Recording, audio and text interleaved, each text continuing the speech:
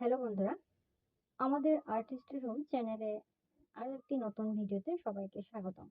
আজকে আমরা দেখাবো তথ্য ও যোগাযোগ প্রযুক্তির 5টি পরীক্ষণ এবং আপনারা তথ্য প্রযুক্তি খাতাটা কিভাবে লিখবেন সেটা। আসলে অনেক স্টুডেন্টের প্রশ্ন থাকে যে এখানে আপনার চিত্র কোন পাশে দেব, ফ্লোচার্টটা কোন পাশে আঁকবো এবং আপনার কোডগুলো আমরা কোন পাশে লিখবো এবং মনিটরে যেটা স্ক্রিন প্রদর্শিত হয় সেটা কোন পাশে লিখবো, এসব অনেক বিষয়ে কনফিউশন থাকে।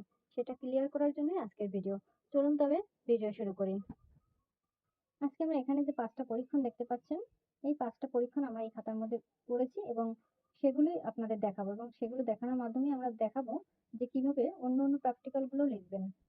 আইসিটির অন্য যে পরীক্ষাগুলো আছে সেগুলো আপনারা কিভাবে লিখতে পারেন, এগুলো দেখতে আপনারা ধারণা পেয়ে যাবেন।